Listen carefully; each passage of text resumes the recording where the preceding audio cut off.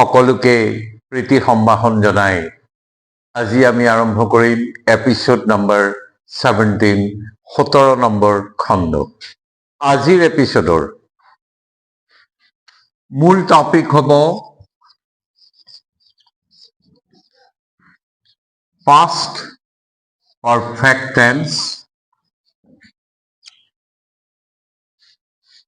ইচ্ছুক ভিউয়াৰ্স সকলে আগৰ এপিসোড কিটা চাই ল'ব আৰু তেতিয়া ইন কন্টিনিউয়েশন আমাৰ এপিসোড বিলাক বেছিকে ইন্টেলিজিবল হোৱাত বোধগম্য হোৱাত সহায় হ'ব। যি কি নহওক এতিয়া আমি আজি আলোচনা কৰিম past perfect tense। ইয়াৰ আগৰ প্ৰেজেন্ট টেন্সৰ বিষয়ে যেতিয়া আমি আলোচনা কৰিছিলো তাত এটা আমি পাইছিলো শাখা প্ৰেজেন্ট পাৰফেক্ট টেন্স। পাৰফেক্ট টেন্সে তেতিয়া প্ৰেজেন্ট আছিল আৰু এতিয়া পাস্ট হৈ গল। ইয়াৰ আগৰ প্ৰেজেন্ট টেন্স আমি যেতিয়া আলোচনা কৰিছিলো তেতিয়াও আমি পাৰফেক্ট টেন্স পাইছিলো, কিন্তু সেটো আছিল প্ৰেজেন্ট পাৰফেক্ট আৰু আজি past tense যেহেতু আলোচনা কৰি আছো ইয়াৰ আগৰ এপিসোড দুটাত সিম্পল past tense আৰু past continuous tense যেহেতু হৈ গল আজি আমি আৰম্ভ কৰিম past perfect tense। অতীততে কোনো এটা কাম সম্পাদন হৈছিল, সম্পূৰ্ণকৈ সম্পাদন হল এনে অৰ্থ প্ৰকাশ কৰিবলৈ past perfect tense ব্যৱহাৰ কৰা হয়। আকৌ কৈ দিছো অতীত কালত past tenseত কোনো এটা কাম কিবা এটা কাম সম্পাদন হল তেতিয়াৰ অৰ্থতে সেই অৰ্থটো বুজাবৰ কাৰণে past perfect tense ব্যৱহাৰ কৰা হয়। আৰু past perfect tenseৰ যিটো প্যাটাৰ্ন সেন্টেন্স বা ভাৰ্ব প্যাটাৰ্ন সেটো আমি 2 নম্বৰতে জানি লম। তাৰ প্যাটাৰ্নটো হল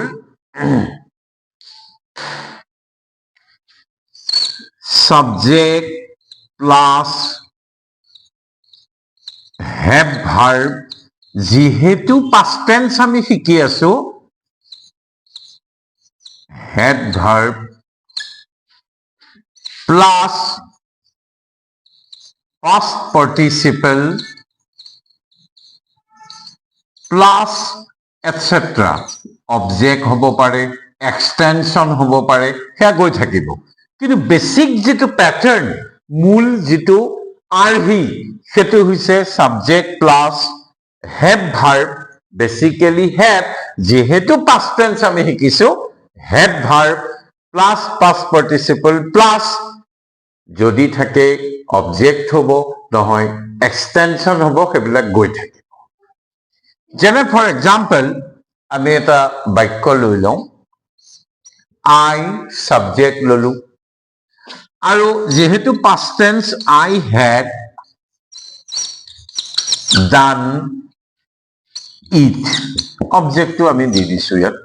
এটা I to subject have verb past tense কাৰণে had আৰু done to হৈছে past participle do did done go went gone। যেনেদৰে আমি ফৰমেট পাইছিলো মই আগৰ এপিসোডত কৈ থৈছো যে ভাৰ্বৰ প্ৰেজেন্ট পাস্ট পাস্ট পাৰ্টিসিপল আমি জানি থোৱা উচিত। ঠিক তেনেদৰে do আছিল তাৰ past participle done আৰু অবজেক্ট কেতিয়াবা I had done যদি অবজেক্ট থাকে it। I have done the work হব পাৰে সেইকাৰণে মই etc লিখিছো। কিন্তু basic hall subject plus have past tense had verb plus past participle। এটোৱে হৈছে past perfect tenseৰ verb pattern। এতিয়া আমি নেক্সট কথাটোলৈ যাম। আমি যেহেতু এটা টপিক যেতিয়া আলোচনা কৰো গৈ গৈ আমি পৰীক্ষাত কি আহে সেই কথাটোলৈ আমি গুচি যাওঁ। এতিয়া পৰীক্ষাত আমি দুটা কথা মনত ৰাখিব লাগিব। We have to remember two things basically। মৌলিকভাৱে মূল দুটা কথা আমি মনত ৰাখিব লাগিব। এটা হৈছে before আৰু আনটো হৈছে after. এই দুটাৰ কোনোবা নহয় কোনোবা এটা পৰীক্ষাত কাৰেক্ট টেন্সৰ ফৰ্মটো, টেন্সৰ যেটো কাৰেক্ট ফৰ্ম, সেই কাৰেক্ট ফৰ্মটো ইউজ কৰিবলৈ পৰীক্ষাত কুৱেশ্যন আহে। যেনে আমি এটা উদাহৰণ ল'ব পাৰো, the play bracket start before we reach the theater. পৰীক্ষাত আহে। এতিয়া আমি ফোকাস কৰিম ক'ত, এই যে বিফোৰটো আছে, আৰু এটা আমি বাক্য লৈ ললে আৰু ক্লিয়াৰ হ'ব। He went out after he bracket locked the door. এতিয়া ব্ৰেকেট ইয়াত আফটাৰ আছে, এইটোৰ ব্ৰেকেটত দিয়া ভাৰ্বটোৰ কাৰেক্ট ফৰ্মটো কি সেইটো লিখিবলৈ পৰীক্ষাত আহে। তাৰ আগতে আমি জানি লম যে বিফোৰ আৰু আফটাৰ কাৰ লগত ৰিলেশ্যন, বেচিকেলি মূলতঃ পাষ্ট পাৰফেক্টৰ লগত বেছিকে জড়িত। সেইকাৰণে মই বিফোৰ আৰু আফটাৰৰ ইউজটো শিকাই ল'ব খুজিছো, কাৰণ ইয়াৰ লগত ৰিলেশ্যন আছে আৰু পৰীক্ষাত আহিব। এটা কথা আমি মনত ৰাখিম,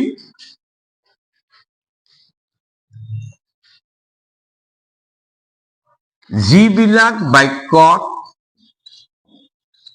বিফোৰ থাকে তাৰ আগৰখিনিত পাষ্ট পাৰফেক্ট টেন্স হয়, আগৰ অংশৰ ভাৰ্বটো। Rule is that. আৰু বিফোৰৰ পিছৰ যিটো অংশ, সেই তাৰ অংশটোৰ ভাৰ্বটো চিম্পল পাষ্ট টেন্সৰ হয়। আকৌ কৈ দিছো, বিফোৰ থাকিলে গোটেই সেন্টেন্সটোত দুটা পাৰ্ট থাকিব। এটা হৈছে বিফোৰৰ আগৰ এটা পাৰ্ট, আৰু আনটো হৈছে বিফোৰৰ পিছফালে এটা পাৰ্ট। আগৰ পাৰ্টটোৰ যিটো ভাৰ্ব সেইটো পাষ্ট পাৰফেক্ট টেন্স হ'ব, আৰু পিছৰটো চিম্পল পাষ্ট টেন্স হ'ব। এইটো যে আমি পালো, the play bracket start before we reach the theater, আমি বিফোৰটো পালো, আগৰ অংশ এইখিনি, ইয়াত হৈছে এইটো এটা ভাৰ্ব, আৰু পিছৰ অংশটো কি, এইটো এটা ভাৰ্ব। দুটা ভাৰ্ব থাকে, এইটো আমি গম পালো চিম্পল পাষ্ট টেন্সত আছে। Reach, ED reach. এতিয়া একদম ৰুল ইজ ভেৰি ইজি, বহুত ইজি। তাৰ আগৰখিনি কিহত হ'ব, যেটো বিফোৰ আছে সেইফালে চিম্পল পাষ্ট, মই ৰুলটো কৈছো, আগৰখিনি পাষ্ট পাৰফেক্ট হ'ব।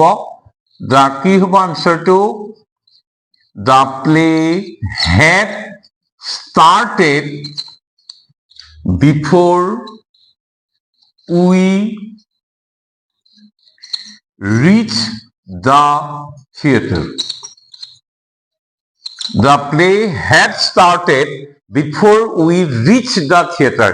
ৰুলটো এইটোৱেই, আকৌ কৈ দিছো, ৰুলটো এইটোৱেই যে বিফোৰৰ আগৰখিনিত থকা ভাৰ্বটো পাষ্ট পাৰফেক্টৰ হ'ব, আৰু পিছৰখিনি চিম্পল পাষ্ট টেন্সৰ হ'ব। আমি আৰু এটা উদাহৰণ লৈ ললে বস্তুটো খুব আৰু বেছি ক্লিয়াৰ হৈ যাব। The patient had died before the doctor bracket arrived. এবাৰ এনেকে দিলে পৰীক্ষা, ইয়াৰ আগৰ সেন্টেন্সটো বিফোৰ আগৰ অংশৰ ভাৰ্বটো ব্ৰেকেটত দিছিল, এইবাৰ ধৰিবা বিফোৰৰ পিছৰ অংশত থকা ভাৰ্বটো দিছে একেবাৰে ইজি আমাৰ ৰুলে কৈছে বিফোৰৰ আগৰখিনিত পাষ্ট পাৰফেক্ট হয় এইটোতো পাষ্ট পাৰফেক্ট আছে had died ৰুলে কৈছে পিছৰখিনিত কি হ'ব simple past tense গতিকে শুদ্ধ আনসাৰটো কি হ'ব the patient had died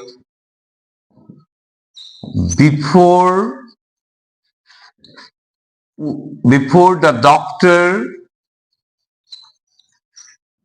arrived আছিল নহয় তাৰ past tense কি হ'ব arrived ed arrived অৰ্থাৎ আমি এটোৱে শিকিলো বিফোৰৰ থকা সেন্টেন্স বিলাকৰ বিফোৰৰ আগৰ অংশত থকা ভাৰ্বটো পাষ্ট পাৰফেক্ট আৰু বিফোৰৰ পিছৰ অংশত থকা ভাৰ্বটো সিম্পল পাষ্ট টেন্স হয় that is the rule after মই ভিউৱাৰ্ছ সকলক এইটো কথা ক'ব খোজো মেট্ৰিক হাই ছেকেণ্ডাৰী 8 9 সকলোতে বিফোৰ আফটাৰ থকা কাৰেক্ট এনসাৰ এটা বাক্য আহিবই 200% গতিকে আমি খুব ভালদৰে ইয়াৰ ইউজটো আমি জানি ল'ব লাগিব এতিয়া নেক্সটলৈ আহোঁ আফটাৰ আফটাৰটো ওলোটা আফটাৰ থকা সেন্টেন্স বিলাকৰ আগত থকা অংশটো সিম্পল পাষ্ট টেন্স আৰু পিছত থকা অংশটোৰ যিটো ভাৰ্ব পাষ্ট পাৰফেক্ট টেন্স হয় আগৰখিনিত সিম্পল পাষ্ট অৰ্থাৎ বিফোৰৰ অপোজিটটো বিফোৰৰ যিটো ব্যৱহাৰ তাৰ বিপৰীতটো ভাবি ল'লেই হ'ল আগৰখিনি সিম্পল পাষ্ট টেন্স আৰু পিছৰখিনি পাষ্ট পাৰফেক্ট টেন্স যেনে এই যে সেন্টেন্সটো আমি লিখি লৈছিলো পৰীক্ষাত যে আহে বুলি কৈ এতিয়া আফটাৰ আছে আফটাৰৰ আগৰ অংশৰ যিটো ভাৰ্ব went সিম্পল পাষ্ট টেন্সত আছে গতিকে আমি ৰুলে কৈছে যে পিছৰখিনি কি হ'ব পাষ্ট পাৰফেক্ট টেন্স হ'ব গতিকে আফটাৰ কি হ'ব he had locked the door after he had locked the door এতিয়া আমি এটোৱে শিকিলো যে আফটাৰ আগৰখিনি ভাৰ্বটো সিম্পল পাষ্ট হয় সিফালৰখিনি পাষ্ট পাৰফেক্ট হয় অৰ্থাৎ বিফোৰৰ সম্পূৰ্ণ ওলোটা কথাটো বিফোৰৰ সম্পূৰ্ণ অপোজিট কথাটো that is the rule we have to remember আমি মনত ৰাখিব লাগিব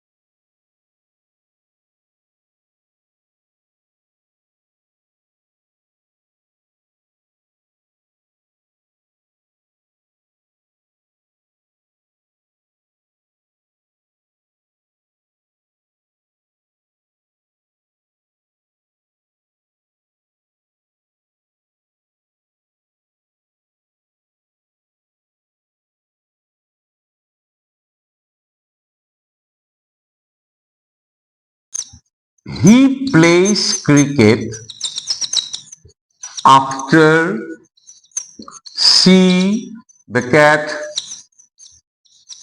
arrive. Ever interesting? He plays cricket after she Beckett arrive. এতিয়া চোৱা যে প্লে আমি উলিয়াই পেলাম এছ আছে মানে সিম্পল প্ৰেজেন্ট টেন্স এই যে কৈছিলো বিফৰৰ উল্টাটোৱে কি আফটাৰ গতিকে আগৰখিনি সিম্পল প্ৰেজেন্ট পিছৰখিনি কি হ'ব প্ৰেজেন্টেই হ'ব কিন্তু এটো পারফেক্ট হ'ব গতিকে আমি কি বুলি কম হি plays cricket after she has arrived. তাই আহি পোৱাৰ পিছতেহে সি ক্ৰিকেট খেলে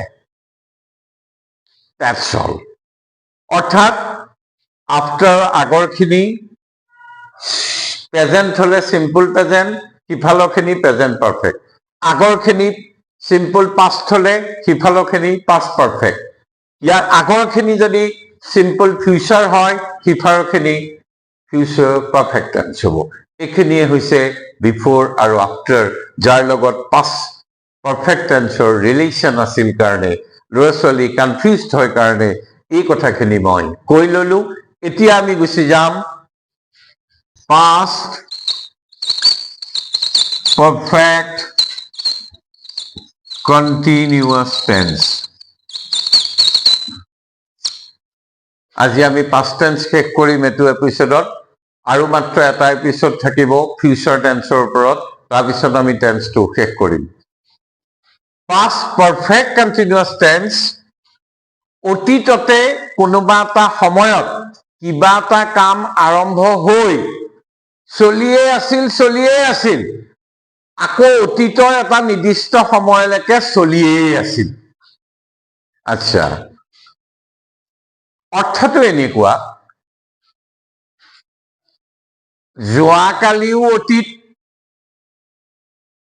পৰহিও অতীত পৰহি ৰাতিপুৱাৰ পৰা যি ঠাণ্ডা পৰি আছিল তেতিয়াৰ পৰা কালি সন্ধিয়ালৈকে ঠাণ্ডা দিয়ে আছিল পৰিয়ে আছিল এই যে ঠাণ্ডা পৰা কামটো অতীতৰ এটা সময় পৰা আৰম্ভ হ'ল অতীততে এটা শেষ হ'ল কিন্তু চলিয়ে আছিল সেটো কয় past perfect continuous তাৰ যেটো সেন্টেন্স প্যাটাৰ্ন বা আমি যেটো ভাৰ্ব প্যাটাৰ্ন বুলিও ক'ব পাৰো যেটো টেন্স মানে ভাৰ্ব এনেকুৱা subject plus any have verb মানে আসলতে had past tense যেহেতু plus been plus main verb plus ing continuous form ইফালে etc main basic point is that subject plus have verb যেহেতু আমি past continuous আৰম্ভ কৰি আছো past perfect continuous past tense to হ'ব had plus been এটা যোগ হ'ব কিয় মই কম plus মূল আৰু এটা যেটো verb তাৰ ing যোগ হ'ব অৰ্থাৎ continuous form ব্যৱহাৰ কৰোতে আমি ing ইউজ কৰো হেতু আমি জানো পিছৰখিনি গৈ থাকিম যেনে for example it had been rain আছিল তাত ing লগাই দিলু it had been raining till Monday last একদম খুব ধুনিয়াকে আমি কথাটো জানিলাম খুব ক্লিয়ার খুব ধুনিয়াকে আমি কথাটো জানিলাম subject plus have মানে past কাৰণে had plus been plus main verbৰ লগত ing টো লগাব লাগে পিছলে গৈ থাকিব এখিনি লৈ পেলা আমাৰ কথা নাই মানে যেটো অৰ্থ বুজাই থাকে সেই মতে দি আমি ইউজ কৰি গৈ থাকিম তে it had been raining অতীত কালৰ কথা কৈ আছে দেই কোনোবা এটা সময়ত অতীততে বৰষুণ দিয়া আৰম্ভ হৈ গ'ল বৰষুণ দিয়া কামটো চলিয়ে আছিল কেতিয়ালৈকে চলি আছিল till Monday last যোৱা সোমবাৰলৈকে কামটো চলিয়ে আছিল মানডেওটো অতীত কিন্তু তাতকেও অতীততে আৰম্ভ হৈ মানডেলৈকে চলিয়ে আছিল সেই সেন্সত past perfect continuous tense use কৰা হয় আৰু আমি বেসিক কথা আমি জানিবলগীয়া মূল কথা আসলতে এইখিনি গতিকে আমি past tense টো ইমানতে আজি সামৰিম অহা এপিসোডত আমি ফিউচাৰৰ ওপৰত বিতং আলোচনা কৰিম আৰু বিতং আলোচনাৰ অন্তত আমি অলপ কোৱেশ্চন প্ৰেক্টিস কৰিম একেটা এপিসোডতে আমি শেষ কৰিবলৈ আমি প্ৰয়াস কৰিম যে সকলো ভিউয়াৰ্সক আমি আন্তৰিক প্ৰীতি সম্ভাষণ জনাই আজিৰ এপিসোড ইমানতে সামৰিছো